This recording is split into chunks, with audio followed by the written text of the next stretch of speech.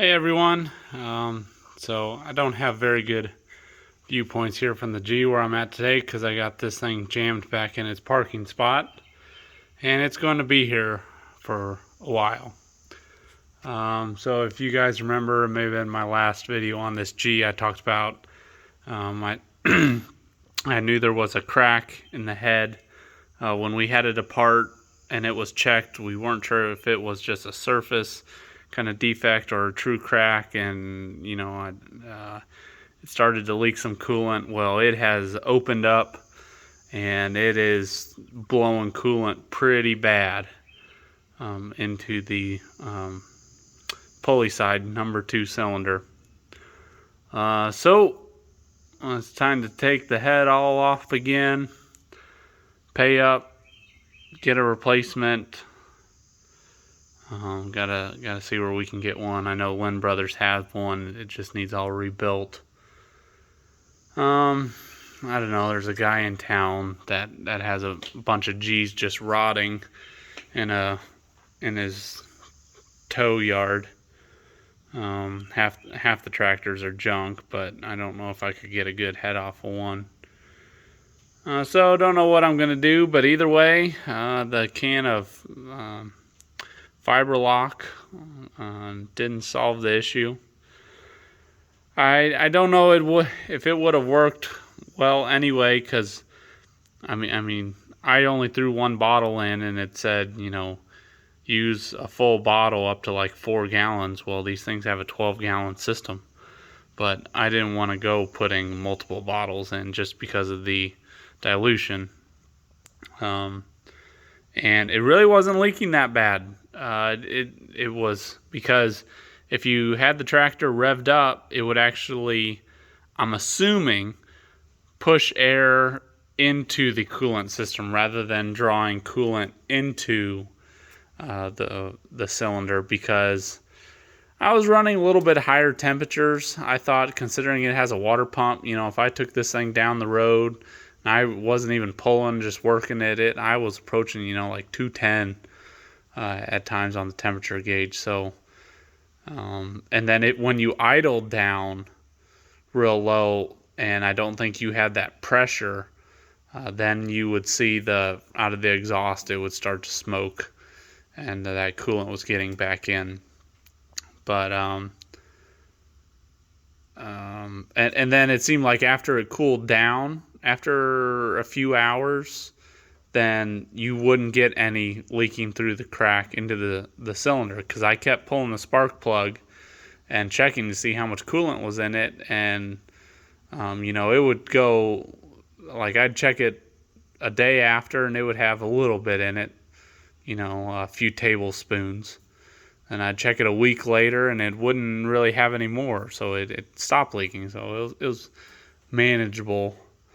But I took this thing out the other day. I was hoping to go to that expo in Wooster, Ohio.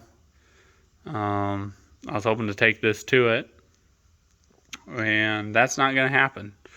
It just started puking coolant, and so I looked into it today. Stuck a borescope down the spark plug cylinder, or spark plug hole, into the cylinder, and I will show you a picture here of what it looked like inside. So you can see on the right is the 2 valves. You've got the exhaust valve, I believe is the one closest in the picture, and the intake valve on the far side. And the crack, we'll see it here again when I pull the head off.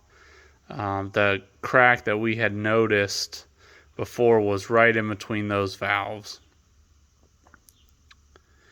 I had stuck a borescope further down at a previous time, right after I had it running, because I was trying to really see if it was leaking out of that crack or not. And maybe you can see it in this picture here.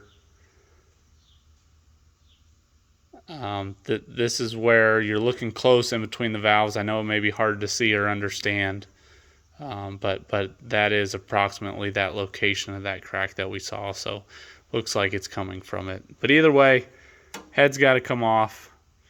Something's got to be fixed. All right, so we got it all off. I'd love to say it was easy and fast, but it wasn't. Hardest thing was getting the head out of here without taking off the hood and gas tank and all that. And then, what's really in your way is the fan shaft. So what I ended up doing, because, when I took this all apart before, I didn't show it step by step here because I know I showed it in a previous video. So if I can, I'll see if I can insert a link to that here, or it'll be in the link below or description below. But I had everything off above it, so I could just, pick it up and out of there with all of the studs on the head and everything. Well, if you can visualize here for a moment, when the head slides off, it can come down a little bit, but I still had the exhaust and intake manifold up here, and I had the studs in it instead of bolts. Studs were original, so you can't just slide the exhaust and intake manifold off to give me more room. What I ended up doing was taking the nuts off, and that allowed me to raise that intake manifold about an inch. Then I actually got a pipe wrench in there, and since I just inserted the studs, when I had this tractor all apart a few months ago, then I just used a pipe wrench and took them all out, and then I was able to take the intake manifold off that way. If those studs had been in there for any duration of time, you wouldn't have that luxury. But if you were taking it apart, for the first time, whatever, and you wanted to keep a little bit of the studs there, you could still do that. You could still cut the nuts off the top, raise it, and then cut the studs so that there's a little bit sticking up, so you know where to re-drill them and so on. So anyway, once I had that off, I still could not turn that thing and get it out of here. So I ended up taking the studs for the tappet assembly off. And at that point, it was a bare head. And so got it out, and I'll show it to you here. So here she lays. You guys don't remember in the other video, you couldn't see it until I cleaned it up, actually, but I think the crack goes down this way. And now I got to go back and look at the old video. I think this here is fresh. I don't think that was like that there before, and you can follow it. It's funny, I can see it better on my phone right now as I'm recording this than actually in front of me. I think it goes all the way up to the guide, or the valve up there. So yeah, it stinks majorly. This week has been kind of a kick to the groin. I was hoping to get this thing to the National Expo in Wooster, Ohio. Came down with COVID, so that happened, and then of course this thing just blew its guts.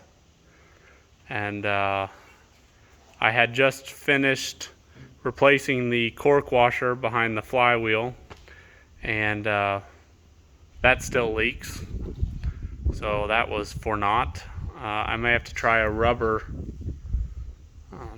I've heard that there's a rubber seal out there for those rather than the cork. May have to try that. If you saw a previous video replacing the PTO shaft seal, I can't tell if that is leaking or something else on it. I need to give it a good power wash. But I'm skeptical that that is not still leaking. But the good news is when I reseated the flywheel, the vibration that I had at high RPMs got way better.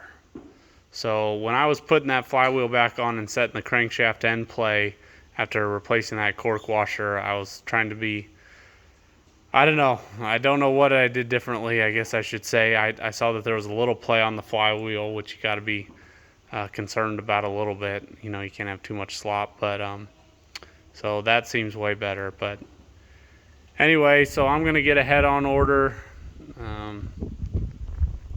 I don't know when I'll get to this next. My A sitting back here, the guy is working on the carb. He messaged me yesterday, he was working on it, so hopefully get that thing going again. It's been a while. And yeah, so it's, like I said, it's been a rough week for me. But we'll get through it. Hopefully move forward here. Won't have to deal with this coolant leak issue, because I have been dealing with it kind of since the start, when I got this back together. So, all right, well, have a good day, everyone.